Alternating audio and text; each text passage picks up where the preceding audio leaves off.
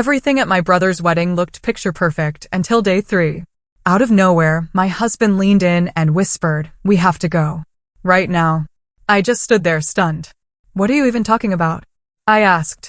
He finally looked me straight in the eyes and said, "You seriously didn't see it?"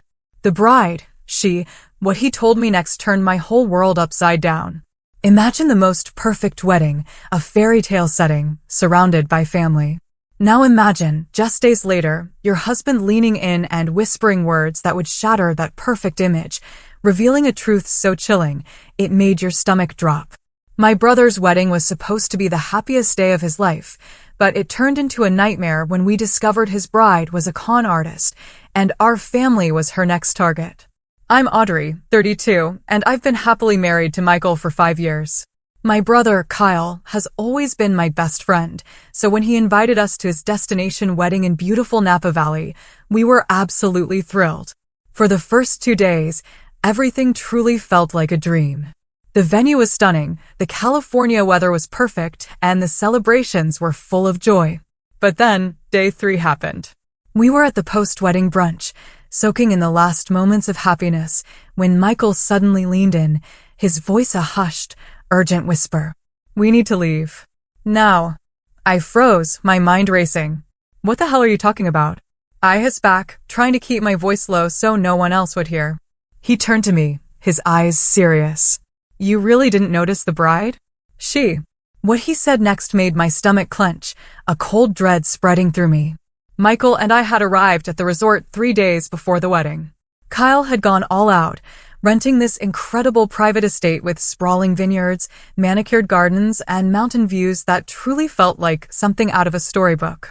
My parents, Grace and Thomas, were already there, chatting excitedly with Kyle. My brother, always the energetic one, bounded down the steps to greet us, pulling me into a bear hug that lifted me right off my feet. "Where's the lucky bride?" I asked, eager to meet the woman who had captured my brother's heart. Kyle beamed. "She's getting her hair done. You guys are going to love Madison. She's absolutely incredible."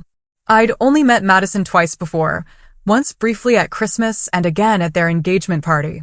Both times, she seemed perfectly pleasant, but our interactions were short. Kyle had met her just 10 months ago at a charity fundraiser, and their romance had been a whirlwind. Engaged after 5 months, and now here we were. Our room was gorgeous, a king-sized bed, a private balcony overlooking the vineyards, and a bathroom bigger than our first apartment. As I unpacked, Michael flopped onto the bed. "This place must be costing a fortune," he remarked. "Madison's parents are covering most of it," I explained. "They're loaded.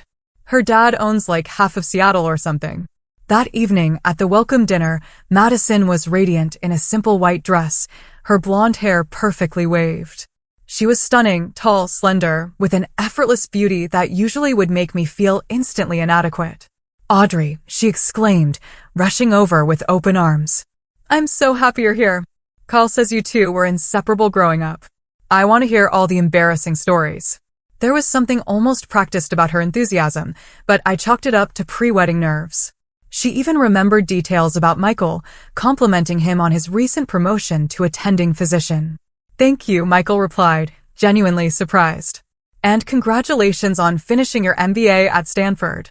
Kyle tells us you're already fielding multiple job offers." Madison waved it off dismissively. "Oh, it was nothing. My father has connections." Throughout dinner, I watched Madison work the room like a seasoned politician. She knew everyone's names, remembered details, and made each person feel special. She was especially attentive to my father, asking thoughtful questions about his investment firm, seeming genuinely interested. "She's quite the charmer," Michael whispered to me. "She makes Kyle happy," I replied. "That's all that matters." The rehearsal the next day went smoothly. Madison was a vision of efficiency, guiding everyone with the precision of a military commander, hidden beneath a breezy calm. There was one odd moment when I went to use the bathroom and overheard Madison talking to someone in a bedroom. Her voice sounded different, harder, clipped. "I don't care what it takes, just handle it," she was saying. "We've come too far to mess this up now." When she noticed me in the hallway, her expression instantly softened. "Audrey, just a minor flower emergency. Nothing to worry about." Her voice was back to its usual melodic tone. As she brushed past, I noticed she was holding a phone in a blue case. Later that day, I saw her texting on a phone with a red case. It struck me as odd, but I dismissed it. Lots of people had multiple phones, right? That night, at the rehearsal dinner, Madison gave a touching speech about finding her forever home with Kyle and our family. My mother teared up, and my father looked on with approving eyes. Everything seemed perfect. But as Michael and I walked back to our room, I couldn't shake the feeling that something was slightly off. The second day of wedding festivities began with a champagne breakfast. Madison was already there, looking fresh and radiant despite a late night. "Good morning, you too," she called out cheerfully. As we ate, I noticed her checking her phone constantly, stepping away for brief calls. At one point, I went inside to grab a sweater and accidentally walked in on her having what sounded like an intense conversation. "Listen, we can't afford any mistakes," she was saying in a hushed, urgent tone. "Everything needs to be in place by Sunday. The accounts should be accessible by then." When she noticed me, she quickly ended the call. "Wedding planner," she explained with an eye roll. "Always some crisis." I nodded, though I distinctly remembered her wedding planner was a man named Jeffrey, and the voice I'd heard her call Sweetie had definitely been female. Back at breakfast, I noticed she was now using a phone with a different case again. When she stepped away, I mentioned this to Michael. "Maybe she has separate phones for wedding stuff and personal use," he suggested, but I could tell he found it odd, too. The day continued with various pre-wedding activities. As a bridesmaid, I spent most of the afternoon in a flurry of dress adjustments and hair trials. In the fitting room, I observed Madison's interactions with the other bridesmaids. She was controlling in a way that wasn't immediately obvious. Her suggestions were actually commands, and her compliments often had subtle critiques embedded. "Alyssa, honey, that hairstyle looks so much better than what you initially wanted." "Thank goodness we changed it," she said to one bridesmaid, who smiled weakly. When the hairstylist suggested a slight change to Madison's elaborate updo, the bride's eyes flashed with momentary anger before she composed herself. "I think we should stick to the original plan," she said with a tight smile. "It's my special day after all." During a break, I found myself chatting with Stephanie, the maid of honor, Madison's cousin. When I mentioned Madison's Stanford MBA, Stephanie looked confused. "Stanford? I thought she went to UCLA," she said, then quickly added, "but maybe I'm mixing things up. We have so many cousins, it's hard to keep track." Before I could ask for clarification, Madison appeared, linking her arm through Stephanie's.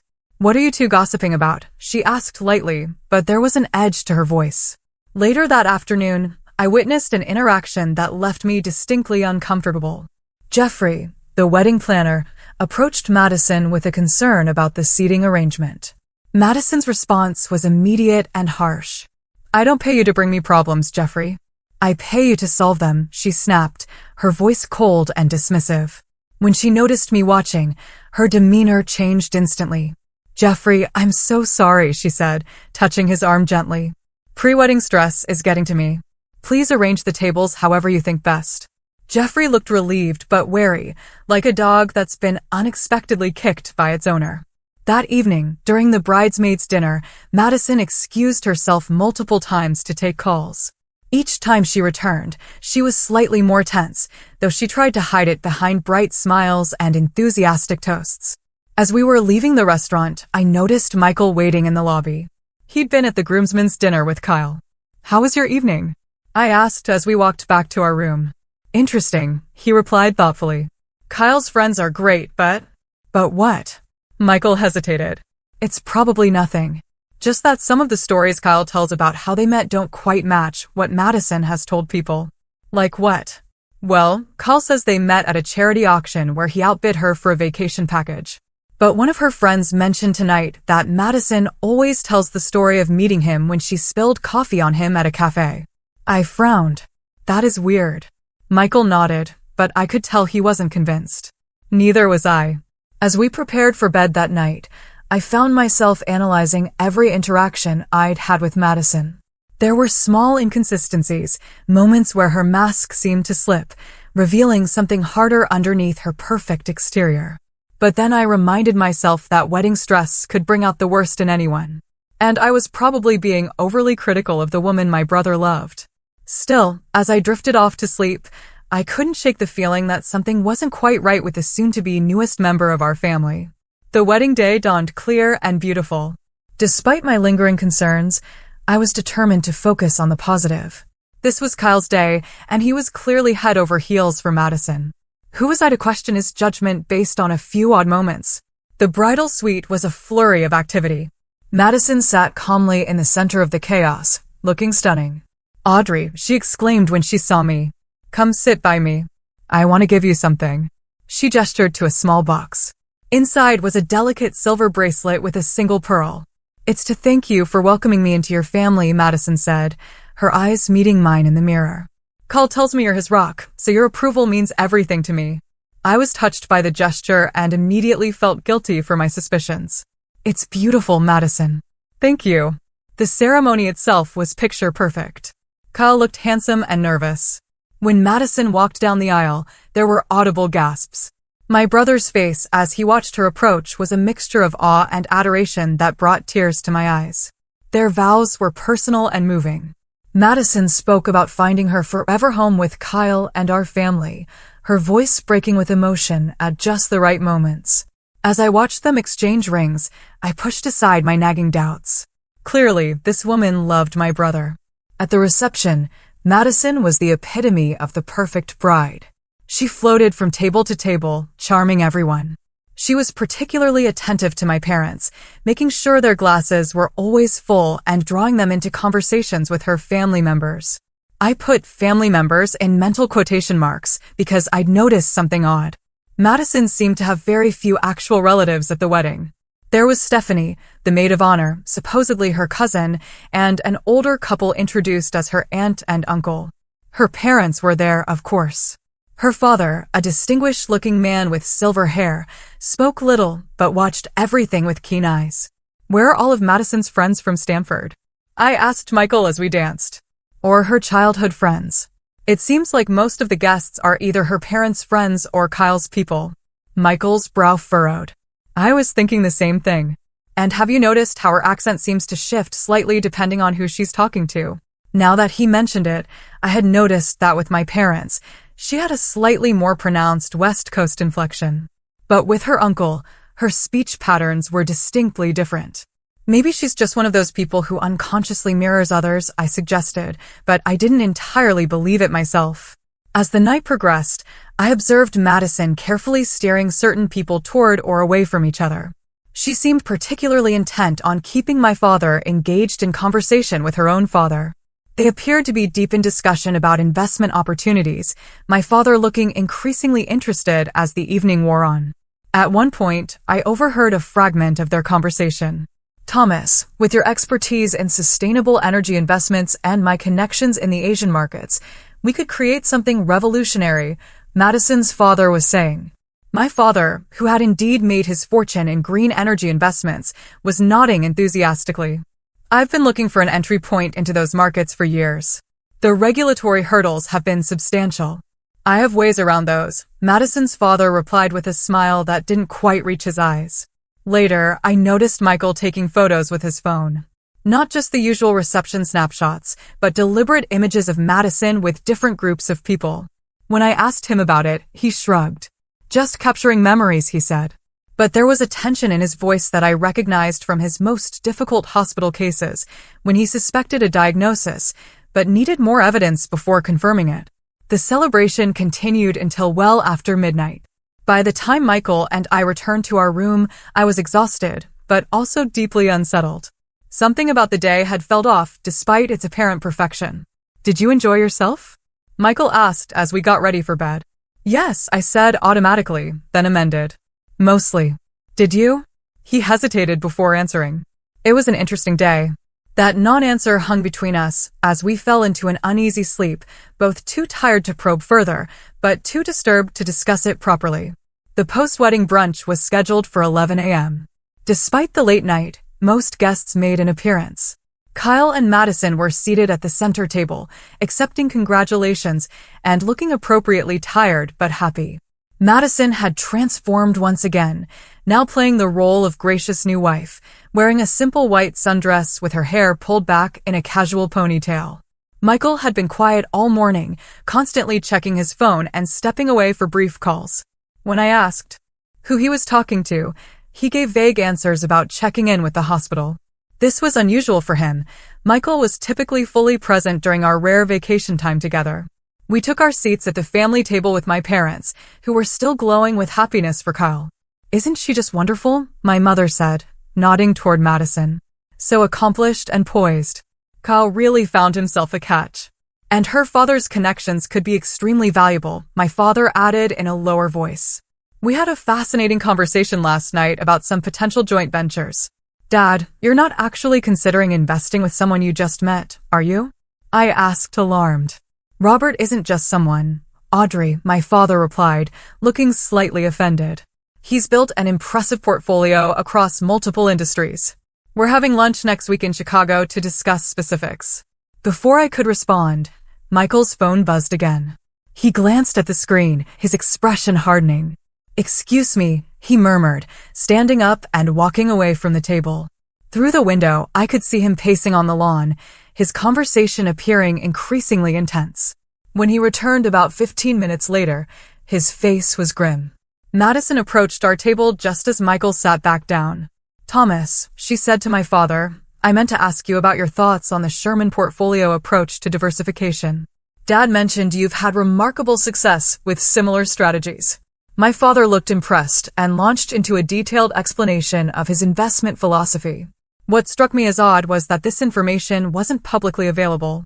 It was my father's proprietary strategy that he developed over decades. How would Madison know about it? As my father and Madison discussed investment terms that went over my head, Michael leaned close to my ear.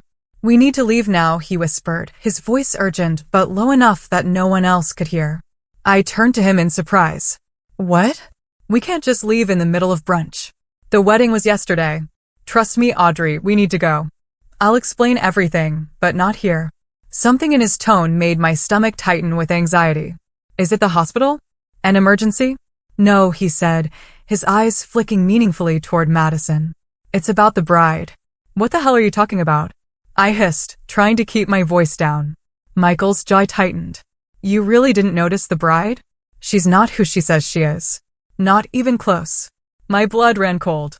What he said next made my stomach drop. "Madison Wilson doesn't exist. Your brother married a con artist who's been targeting your family, specifically your father, for months." I stared at him in disbelief. "That's ridiculous. How could you possibly know that?" "I'll show you everything, but we need privacy now." Michael stood abruptly, putting on a convincing show of apologetic concern. "I'm so sorry, everyone, but I just got called in for an emergency surgery. We need to head back to Chicago right away." My mother looked disappointed. "Oh, must you? Can another doctor handle it?" "It's a complicated case that I've been managing," Michael explained smoothly. "I wouldn't leave if it wasn't absolutely necessary." I watched in a daze as Michael made our excuses to Kyle and Madison. Madison's expression was perfectly appropriate, disappointed but understanding, the concerned new sister-in-law. "I was hoping we'd have more time to get to know each other better," she said, embracing me. "But we'll have plenty of opportunities when you visit us in San Francisco." As she hugged me, I caught a glimpse of something in her eyes, a flash of calculation that sent a chill down my spine. 20 minutes later, we were in our rental car, driving away from the estate. The moment we were out of sight, I turned to Michael. "Explain." "Now." Michael pulled over at a scenic overlook a few miles from the estate. He took out his phone and pulled up a folder of images and documents. "I knew something was off the first day we arrived," he began. Little inconsistencies in her stories, the way she subtly manipulated conversations. It reminded me of a patient I had last year who turned out to be faking symptoms to get medications. "So, you decided she was a con artist because she reminded you of a drug-seeking patient?" I asked incredulously. "No. I decided to look into her background because my instincts were screaming that something wasn't right," Michael replied calmly. "After the rehearsal dinner, I contacted a college friend who works in private security. He owed me a favor, and I asked him to run a quick background check." "You investigated our brother's fiancé without telling anyone?" I was stunned. "I was hoping to be proven wrong," Michael said. "But what came back this morning confirmed my worst suspicions. Look." He handed me his phone. On the screen was a driver's license for a woman named Erica Donovan. The photo was unmistakably Madison, though with darker hair. "This is from 3 years ago in Boston," Michael explained. She was married to a hedge fund manager named Lawrence Petton.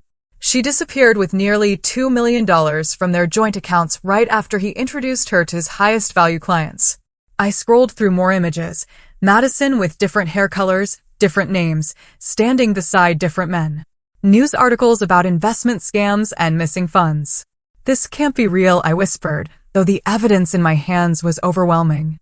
"My friend was able to find 3 confirmed identities she's used in the past 5 years," Michael continued.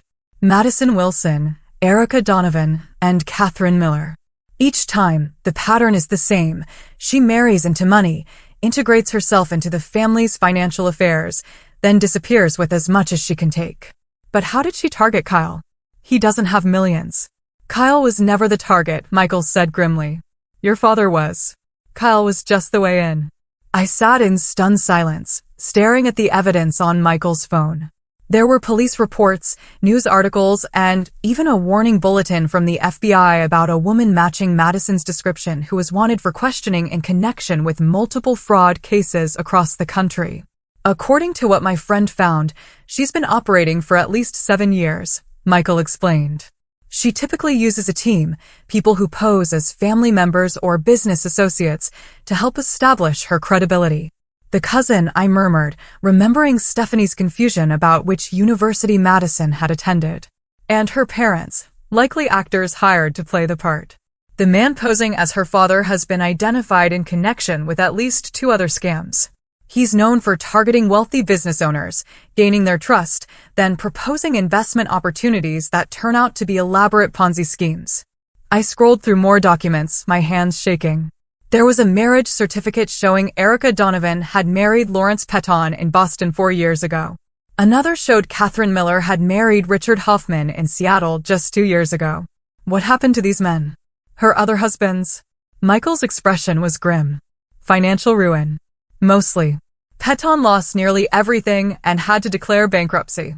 Hoffman managed to recover some of his assets because he caught on faster, but he still lost over $1 million. "And now she's after Dad," I said, the reality finally sinking in. "That's why she's been so focused on his business, asking all those questions about his investment strategies. Your father mentioned at brunch that he's meeting with her next week to discuss investment opportunities," Michael reminded me. "I'm guessing that meeting would have ended with him transferring funds into accounts they control." I thought back to all the moments that had seemed odd, but that I'd dismissed.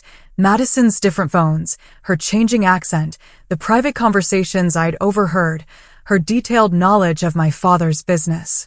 "We have to tell Kyle," I said, my heart breaking for my brother and my parents. "We need to be strategic about this," Michael cautioned. "People like Madison, or whatever her real name is, are practiced at deflecting accusations. If we approach this wrong, she could disappear with whatever she's already managed to access, or worse, convince your family that we're the ones lying." "What do you suggest?"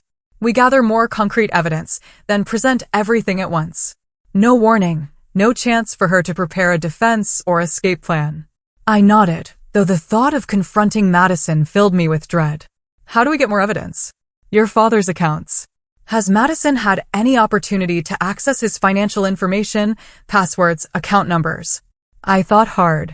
Dad always keeps everything on his laptop, and he's pretty security conscious, but he mentioned yesterday that he was showing Madison's father some projections for a potential joint venture. "We need to check if anything's been compromised," Michael said. "And we need to move quickly. Based on what I've learned about her pattern, she usually makes her move within days of the wedding, while everyone is still caught up in the celebration." We drove to a nearby town where we checked into a small hotel to plan our next steps. Michael continued communicating with his security contact while I called a close friend of mine who worked in cybersecurity. "Jen, I need a huge favor," I explained, giving her a brief outline of the situation. "Can you check if there's been any unusual access to my father's accounts or systems?" Jen was shocked but immediately agreed to help. My father had set her up with her first job out of college, and she was still grateful for his mentorship. "I'll need his permission and access credentials," she said. "This isn't exactly legal otherwise." I called my father, creating a story about Michael needing some investment advice for a colleague and asking if Jen could access his models as examples. Dad agreed without hesitation, providing the necessary information. 2 hours later, Jen called back, her voice tense. Someone's been in his system, she confirmed. They installed a sophisticated keylogger 3 days ago. It's been capturing everything: passwords, account numbers, communications with his financial institutions. My blood ran cold. Can you tell who did it? The intrusion came from a device on the same Wi-Fi network as your father. So, someone physically present at the wedding venue. I've disabled the keylogger and changed his critical passwords, but whoever did this already has a lot of information. I thanked Jen profusely, promising to explain everything later. When I relayed this information to Michael, his expression darkened. We need to go back now, he said. Tonight, before they have a chance to use what they've gathered. We drove back to the estate, arriving just as dinner was ending.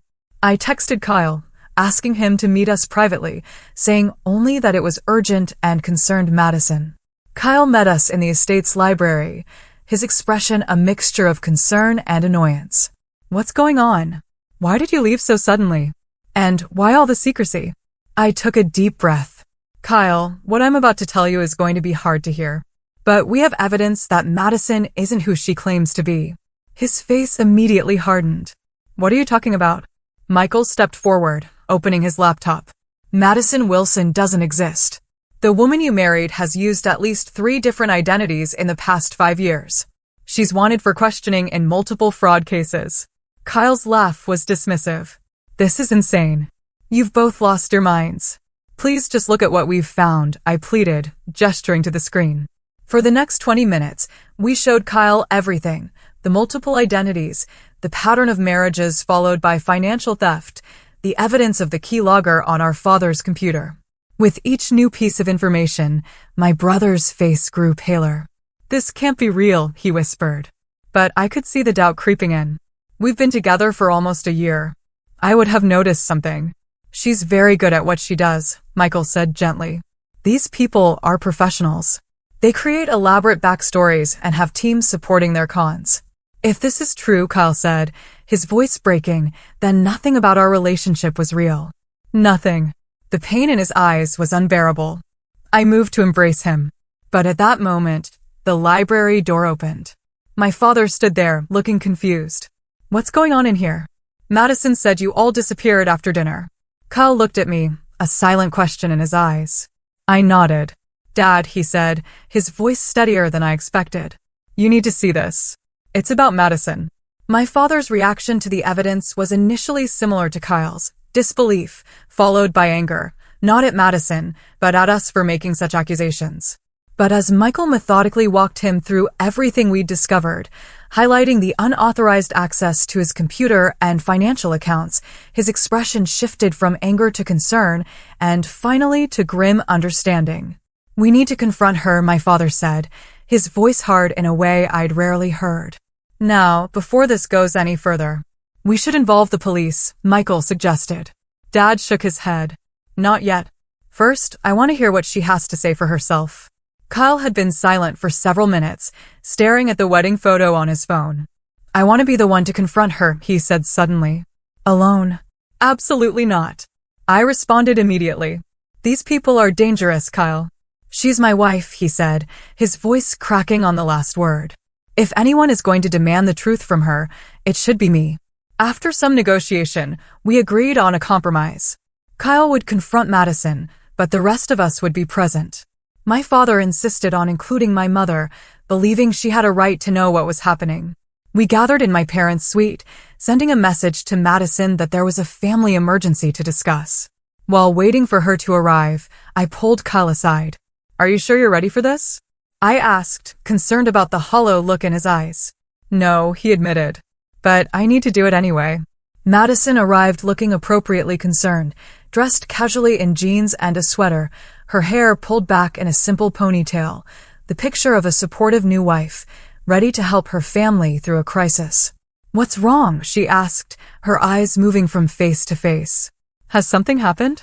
The room was tense with silence for a moment before Kyle stepped forward. We know, Madison, he said quietly. Or should I call you Erica? Or Catherine? Which name do you prefer these days? Her expression flickered for just a moment. Surprise, calculation, then back to concerned confusion. It was so quick I might have missed it if I hadn't been watching for it. Kyle, what are you talking about? You're scaring me. Michael moved to the desk where his laptop was open. We have documentation of your previous identities, marriage certificates, police reports, news articles about the men you've defrauded. Madison laughed, but it sounded forced. This is ridiculous. There must be some mistake. Some woman who looks like me, perhaps. No mistake, my father said grimly. We also have evidence that someone installed spyware on my computer during the wedding festivities, someone who was trying to access my financial accounts. Madison's eyes narrowed slightly. She glanced toward the door, assessing her options. Don't even think about it, I warned. Security knows not to let you leave the property. This was a bluff. We hadn't actually spoken to security, but Madison didn't know that. I don't know what kind of sick game you're playing, she said, her voice taking on a harder edge. But I won't stand here and be accused of crimes I didn't commit. Kyle, surely you don't believe these lies. Kyle's face was a mask of pain. I want to believe you, Madison, more than anything. So, explain it to me. Explain why there's a marriage certificate showing you married Lawrence Petton in Boston 4 years ago under the name Erica Donovan. For a moment, Madison maintained her facade of outraged innocence. Then, seeing the unwavering certainty in our faces, something changed. Her posture shifted, her expression hardened, and it was like watching a mask fall away. Well, she said, her voice entirely different now, clipped, cold, with a hint of an accent I couldn't place. This is certainly unexpected. I underestimated you, Dr. Mitchell. She nodded at Michael. Most people see what they want to see. My mother gasped, her hand flying to her mouth. Kyle took a physical step backward, as if her transformation had struck him like a blow. Why? He asked, his voice barely above a whisper. Was any of it real? Madison, or whoever she was, tilted her head, considering him. You're kind? I didn't dislike our time together, if that's what you're asking. But business is business. And what business is that exactly? My father demanded. Defrauding innocent people? Destroying lives? She smiled, a cold expression that never reached her eyes. I prefer to think of it as wealth redistribution. Men like you have more than you could spend in 10 lifetimes. I simply help spread it around. You're a parasite, I said disgustedly. She shrugged. I provide a service. I make people happy. Give them what they want. Love, affirmation, excitement. The fact that it comes with a price tag is just business. Where are your accomplices? Michael asked. The people posing as your family? Already gone, she replied with a smirk. They left last night, actually. Standard procedure after the main event. The calculated way she spoke about the wedding, the main event, made my stomach turn. I couldn't imagine how Kyle was feeling. You won't get away with this, my father said. We've documented everything. The police. Will do what exactly? She interrupted. Charge me with marrying a man who willingly gave me access to his life? I haven't actually taken anything from you, Thomas. Not yet. And Kyle signed a prenuptial agreement that's quite generous to me, as I'm sure you'll recall. A prenup obtained under false pretenses with a false identity, Michael pointed out. No court would uphold it. For the first time, Madison looked slightly less confident. Perhaps, but prosecuting me would mean publicly admitting how easily you were all fooled. The press would have a field day with that story. Prominent Chicago investor Thomas Reynolds nearly scammed by fake socialite. Is that publicity you want for your firm? The room fell silent as we absorbed her threat. She was right. A public scandal could damage my father's business reputation. Clients might question his judgment. You're forgetting something, Kyle said, his voice stronger now. The other men you've conned. I'm guessing they chose not to press charges for the same reasons, to avoid embarrassment. But together, that's a pattern. That's enough for federal charges. Madison's eyes flashed with momentary concern before she composed herself. Well, this has been fascinating, but I think our relationship has run its course. She reached for her purse. I'll be leaving now. You won't find me, so don't bother trying. Actually, my father said, pulling out his phone. While we've been having this conversation, my security team has been freezing all my accounts and notifying the FBI's Financial Crimes Division. They're quite interested in speaking with you. Now, real fear showed on Madison's face. You're bluffing.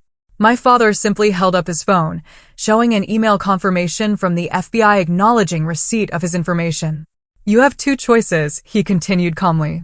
Wait here for the FBI to arrive. Or try running with nothing but the clothes on your back. Your operation has been exposed. Your accomplices have abandoned you. It's over. Madison looked around the room, her composed facade crumbling as she realized she was trapped. Her eyes settled on Kyle. I could have made you happy, she said, a final attempt at manipulation. We could have had a good life together. Kyle shook his head, his expression a mixture of disgust and pity. None of it was real. You never even existed. The hours following our confrontation with Madison were a blur of police statements, FBI interviews, and shocking revelations. Her real name, we learned, was Alexandra Petrovic. Born in Belgrade, Serbia, she had been running confidence schemes since her late teens, eventually graduating to the elaborate marriage and investment frauds that had brought her into our lives. The FBI had been tracking her network for years, but had always been one step behind. Her accomplices, the people who had posed as her parents and relatives at the wedding, were professional con artists who worked with various crews around the country. Some had already been identified by law enforcement, but most remained at large. Kyle was devastated. The sheriff's deputies who took Madison, Alexandra, away had to physically support him as he watched his bride of less than 48 hours being placed in a police car. The marriage would be annulled, of course, but the emotional damage couldn't be so easily undone. The wedding guests were told a sanitized version of events, that Madison had misrepresented herself, and the marriage was being annulled. Most assumed it was some kind of green card scam or secret past that had been discovered. Only our immediate family knew the full truth. In the days that followed, we discovered just how close Madison had come to succeeding. The keylogger on my father's computer had captured enough information to potentially access accounts containing millions of dollars. Had we not intervened when we did, she and her accomplices might have disappeared with a substantial portion of my father's assets. I still can't believe I was so blind, my father said as we sat in his study a week after the wedding. I'm supposed to be good at reading people. It's part of my business. She was a professional, Michael reminded him. This is what she does, what she's been doing for years. You can't blame yourself. I keep going over every moment, every conversation, Kyle said hollowly. He had moved temporarily into my parents' house, unable to face returning to the apartment he had shared with Madison in San Francisco, trying to see if there were signs he missed. There were signs, I acknowledged, but they were subtle, and she was skilled at distracting from them. The important thing is that she didn't succeed. The FBI investigation revealed that Madison, Alexandra, had been planning this con for over a year. She had specifically targeted Kyle after identifying our father as a potential mark. His investment firm managed over $300 million in assets, making him an attractive target. She had created an elaborate backstory complete with fake social media accounts going back years and paid actors to pose as references who could vouch for her if anyone checked. The most chilling discovery was a storage unit rented under one of her aliases. Inside were detailed files on our entire family, our habits, preferences, vulnerabilities. She had studied us like specimens, looking for the best way to infiltrate our lives and gain our trust. In the months that followed, our family went through a period of healing and rebuilding. My father implemented enhanced security measures for all his accounts and business dealings. My mother threw herself into supporting Kyle, arranging therapy sessions and making sure he wasn't alone with his thoughts for too long. Michael and I stayed in Chicago for 2 weeks after the wedding before returning to our own lives. We called Kyle daily, sometimes just sitting in silence on the phone when he couldn't find words to express his pain. Slowly, gradually, things began to improve. 3 months after the wedding that wasn't, Kyle decided to move to Chicago to be closer to family. He found a position at a tech company downtown and rented a small apartment near my parents' house. 6 months out, he went on his first date, a casual coffee with a woman from his new workplace. It didn't lead to anything romantic, but it was a step toward normalcy. A year after the wedding, we gathered for a family dinner. It wasn't a celebration exactly, but an acknowledgement of how far we'd come. Kyle was smiling again, telling jokes and talking about a promotion at work. My father had begun to trust his instincts again, though he now had a healthy skepticism that hadn't been there before. You know what I've learned from all this? Kyle said as we finished dessert. It's not that people can't be trusted. It's that trust has to be earned over time, not given away in a rush of emotion. And real love doesn't try to separate you from your support system, my mother added. It strengthens those connections. Michael squeezed my hand under the table. In a strange way, the ordeal had strengthened our marriage too. His instincts and persistence had protected our family from disaster, and my trust in him had never wavered, even when the accusations seemed impossible to believe. The case against Alexandra Petrovic was still making its way through the legal system. She had been connected to at least 5 other similar scams across the country, and prosecutors were confident she would face significant prison time. Some of her accomplices had been identified and arrested, though the man who had posed as her father remained at large. The FBI suspected he was the ringleader of the operation, using younger women as the face of the scams while he worked behind the scenes. As for our family, we had emerged stronger and wiser. The experience had taught us to trust our instincts when something feels wrong, to look beneath perfect surfaces for the truth underneath, and most importantly, to hold tight to the genuine connections that sustain us through life's challenges. We had been targeted because we were a close, trusting family. But in the end, it was those same qualities that had saved us. Our bonds had been tested, but not broken. And Kyle, though still healing, had begun to look toward the future again. The woman he had loved might never have existed, but the capacity for love within him remained intact. One day, he would find someone worthy of that gift.